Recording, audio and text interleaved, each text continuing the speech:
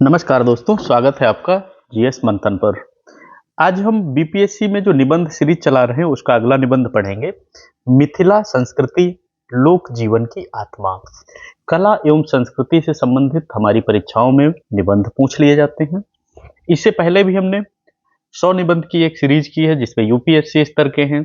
50 से ज्यादा निबंध की सीरीज एक हमारी चली है जिसमें आरओ आरओ के निबंध हैं, और यह बीपीएससी की सीरीज है। निबंध कभी आप रट नहीं सकते हैं, उनको आपको समझना ही पड़ेगा। क्लास को पूरा देखिएगा, हम आपको यही समझा देंगे कि कैसे आपको क्या इसमें लिखना रहेगा।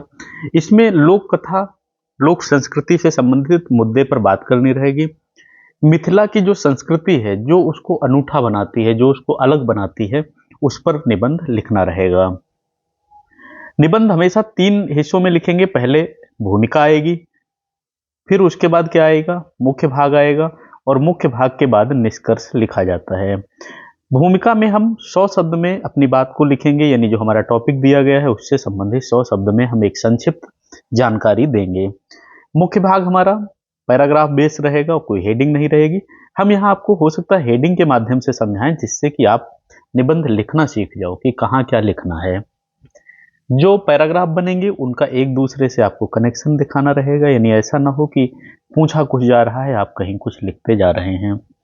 एक क्रम में होना चाहिए, जैसे ऐतिहासिक बात पहले लिखे, फिर उसके बाद ऐसे करके होना चाहिए। उसके लिए हम हमेशा रूपरेखा बनाते हैं। रूपरेखा हमें मदद करती है किसी भी टॉपिक पर यह निश्चित करने में कि इसमें हम अब क्या लिखेंगे या क्या क्या चीजें इसमें होनी चाहिए। तो भूमिका के बारे में हम लिखेंगे मिथिला का भौगोलिक व सांस्कृतिक परिचय। इसके बाद हम मुख्य भाग पर आएंगे। इसमें हम ऐतिहासिक पृष्ठभूमि पर बात करेंगे और बात करेंगे कि मिथिला की पहचान क्या है, कैसे बनी और आगे क्या इसमें हो रहा है। लोक जीवन में मिथिला संस्कृति की भूमिका क्या रही है, उस पर बात करेंगे। भाषा, साहित्य और परंपराएं, इस पर बात करेंगे। फिर बात करेंगे लोक कला, संगीत और नृत्य की क्या विशिष्टता है जो इसको अलग बनाती है बाकियों से। यहाँ के रीति रिवाज, पर्व त्योहार और सामाजिक मूल्यों की बात करेंगे। जो यहाँ के कुछ विशिष्ट पर्व हैं उनको भी हमें इसमें लिखना रहेगा। मिथिला की नारी शक्ति पर बात करेंगे और सांस्कृतिक गौरव किस प्रकार है, इस पर बात करेंगे। इसमें हम यह भी देखेंगे कि क्या चुनौतियां आती हैं। मिथिला संस्कृति की चुनौतियां क्या हैं उनको देखेंगे। संरक्षण और प्रसार के क्या प्रयास किए जा रहे हैं उन पर बात करेंगे। अंत में हम निष्कर्ष निकाल देंगे।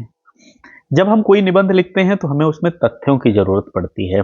तथ्य हमेशा करंट अफेयर से लिए जाते हैं। हिंदी में कोई भी अब तक मुझे ऐसा चैनल नहीं मिला है जो आपको तथ्य हिंदी में ही देता हो। इसके लिए हमने एनालिसिस न्यूज की शुरू की है, जिससे आपको बहुत लाभ मिलने वाला है।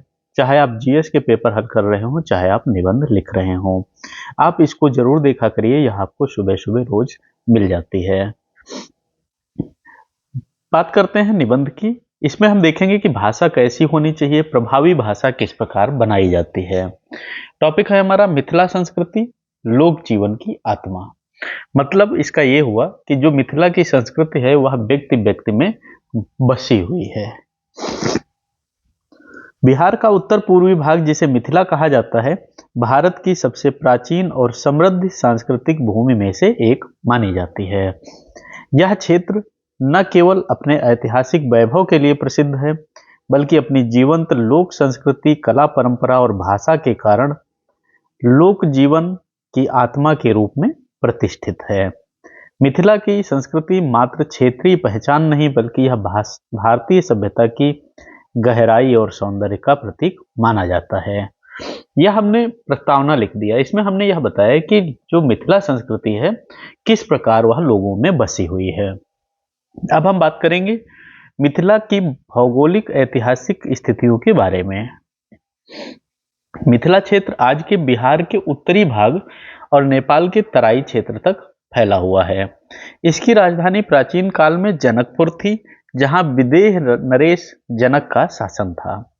यही वह भूमि है जहां माता सीता का जन्म हुआ और जहां से रामायण की सांस्कृतिक जड़ें जुड़ी हुई हैं। यह क्षेत्र विद्या, धर्म और नीति का केंद्र रहा है। विद्यापति, मंडन मिश्र, भारती देवी और गार्गी जैसी विभूतियों ने इसे ज्ञान भूमि बना दिया है। हम इसमें थोड़ा ऐतिहासिक परिचय इसलिए बताए जिससे यह पता चले कि इसका गौरवमयी इतिहास रहता क्या था। अब हम बात करेंगे लोक जीवन में मिथिला संस्कृति की क्या भूमिका रहती है। जैसे मिथिला की संस्कृति लोक जीवन से गहराई से जुड़ी हुई है। यहाँ के लोग अपनी परंपराओं, रीति रिवाजों और सामूहिक जीवन के प्रति गहरा सम्मान रखते हैं। उनका जीवन कृषि, कला, संगीत और धार्मिकता से ओतप्रोत माना जाता है। मिथिला में हर अवसर, हर पर्व, हर संबंध एक सांस्कृतिक भाव से जुड़ा होता है। विवाह, जन्म या मृत्यु, प्रत्येक अनुष्ठान में लोक कला और लोक गीतों की छाया देखने को मिल जाती है। भाषा और साहित्य की समृद्धि देखते हैं। मिथिला की मातृभाषा मैथिली है, जो भारतीय भाषाओं में अत्यंत मधुर और समृद्ध मानी जाती है। देखिए, किसी भी क्षेत्र की उस पहचान जो है उसकी भाषा से होती है। जैसे अवध की पहचान अवधी भाषा से है। जो रामचरितमानस महाकाव्य है वह आपका अवधी भाषा में लिखा गया है। भाषाएं किसी भी लोक कला को आगे बढ़ाती हैं, यानी वहां पर जो लोग रह रहे हैं वो उस कला को अच्छे से समझते हैं और उसमें अपने किरदार अच्छे से निभाते हैं। इसमें लोक भावनाएं और जीवन की सूक्ष्म अभिव्यक्तियां सुंदरता से झलकती हैं। विद्यापति की पदावली ने मैथिली को काव्य का रूप दिया, जो आज भी लोक मन में गूंजती है। विद्यापति के गीत मिथिला के हर घर में आत्मा की तरह बसते हैं। मैथिली साहित्य में प्रेम, भक्ति, करुणा और लोक जीवन के रंग झलकते हैं। आधुनिक युग में भी अनेक रचनाकारों ने इस भाषा को नई ऊंचाइयां दी हैं। मिथिला के साहित्य ने स्त्री की गरिमा, सामाजिक समानता और मानवीय मूल्यों को सशक्त रूप से प्रस्तुत किया है। अब हम देखते हैं लोक कला यानी परंपरा और सौंदर्य का संगम किस प्रकार से बनती है। मिथिला की पहचान उसकी विश्व प्रसिद्ध मधुबनी चित्रकला से है। यह कला केवल चित्र नहीं बल्कि लोक विश्वास, धर्म, प्रकृति और समाज का दृश्य रूप है। दीवारों, मिट्टी के घरों और पूजा स्थलों पर स्त्रियां प्राकृतिक रूप से चित्र बनाती हैं। इनमें पेड़ पौधे, देवी देवता, पशु पक्षी और लोक कथाएं जीवंत हो उठती हैं। यह जो मधुबनी चित्रकला है यह विश्व स्तर पर फैली हुई है। इसकी कुछ विशेषता है, जैसे क्या है, दीवारों पर पेड़ पौधे बनाए जाते हैं। एक कोई ना कोई थीम सोच ली जाती है कि ये लोक कथा है और उसके चित्र उसमें अंकित किए जाते हैं। मधुबनी केवल कला जो है केवल सज्जा नहीं बल्कि संवाद का माध्यम है। यह प्रकृति के प्रति सम्मान और स्त्री की रचनात्मकता का प्रतीक है। आज यह कला अंतर्राष्ट्रीय स्तर पर बिहार की पहचान बन चुकी है। फिर लोक संगीत और नृत्य की परंपरा। मिथिला का लोक संगीत अत्यंत भावनात्मक और संवेदनशील है। यहाँ के सोहर गीत, समदाउन, बात गीत, विदाई गीत और कजरी लोक जीवन के हर चरण का संगीत है। विवाह में गाए जाने वाले गीतों में नारी की भावनाएं, हास्य और सामाजिक बंधनों का गहरा चित्रण होता है। नृत्य की दृष्टि से भी महिला में सामूहिकता, सौहार्द का भाव दिखता है। लोक नृत्य केवल मनोरंजन नहीं बल्कि सामूहिक एकता का माध्यम है। ये गीत और नृत्य ही मिथिला के लोगों को जीवन की कठिनाइयों में उत्सव का अनुभव कराते हैं। जैसे हम आपको निबंध पढ़ा रहे हैं ऐसे आपकी मेंस की आंसर राइटिंग सीरीज चलती है, आप उसको भी जरूर देखिए। क्लास पहली बार देख रहे हैं तो सब्सक्राइब करिएगा, जिससे कि आपको बराबर क्लास मिलती रहे। फिर इसमें हम बात करेंगे पर्व और त्योहारों की और उनके सामाजिक मूल्यों की, क्योंकि इस क्षेत्र के जो पर्व हैं बिल्कुल अलग हैं। जैसे मिथिला में पर्व त्योहारों का विशेष महत्व है। यहाँ का छठ पर्व लोक आस्था का सबसे बड़ा प्रतीक है, जहाँ सूर्य और प्रकृति की पूजा की जाती है। इसके अलावा मधुश्रावणी, सामा चकेवा, कात्यायनी पूजा और दुर्गा पूजा लोक जीवन को एक सूत्र में बांधते हैं। हर त्योहार के पीछे केवल धार्मिक भावना नहीं बल्कि सामाजिक समरसता, पारिवारिक एकता और पर्यावरण के प्रति सम्मान छिपा होता है। मिथिला की स्त्रियां इन परंपराओं की वो संवाहक हैं जो पीढ़ी दर पीढ़ी सांस्कृतिक मूल्यों को जीवित रखती हैं। अब हम बात करेंगे मिथिला की नारी की, मतलब नारी शक्ति वहां कैसी है। मिथिला की संस्कृति का सबसे सशक्त पक्ष इसकी नारी है। वह केवल गृहिणी नहीं बल्कि परंपरा, कला और नैतिक मूल्यों की रक्षक है। मधुबनी चित्रकला लोकगीत और त्योहारों की आत्मा स्त्रियों के हाथ में ही जीवित है। ज्यादातर ये देखा गया है कि जो लोक कला या चित्रकला वो लोग बनाती हैं स्त्रियां ही होती हैं। वे प्रकृति, समाज और परिवार के बीच संतुलन स्थापित करती हैं। माता सीता, विद्यापति की नायिकाएं और मिथिला की आधुनिक महिलाएं सभी ने संस्कृत में स्त्री की प्रतिष्ठा को उच्च स्थान दिया है। आधुनिक युग में चुनौतियां, वैश्वीकरण और तकनीकी युग में मिथिला संस्कृति कई चुनौतियों का सामना कर रही है। युवाओं में लोक भाषा और परंपराओं से दूरी बढ़ रही है। शहरों की जीवन शैली ने लोक कला और लोक गीतों के प्रति रुचि कम की है। मिथिला पेंटिंग जैसी कलाएं व्यावसायिकता के प्रभाव में अपनी मौलिकता खोने लगी हैं। साथ ही मिथिला क्षेत्र की आर्थिक स्थिति कमजोर होने से कलाकारों को उचित मंच और पारिश्रमिक नहीं मिल पाता है।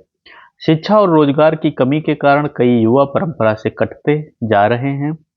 फिर संरक्षण और प्रसार के प्रयास।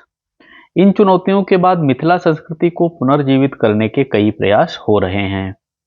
राज्य सरकार और केंद्र सरकार ने मधुबनी चित्रकला को भौगोलिक संकेतक का दर्जा भी प्रदान किया है।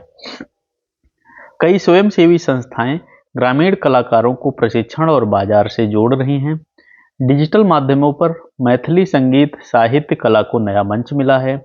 विदेशों में बसे मिथिलावासी अपनी संस्कृति को फिर प्रचारित करने में महत्वपूर्ण भूमिका निभा रहे हैं।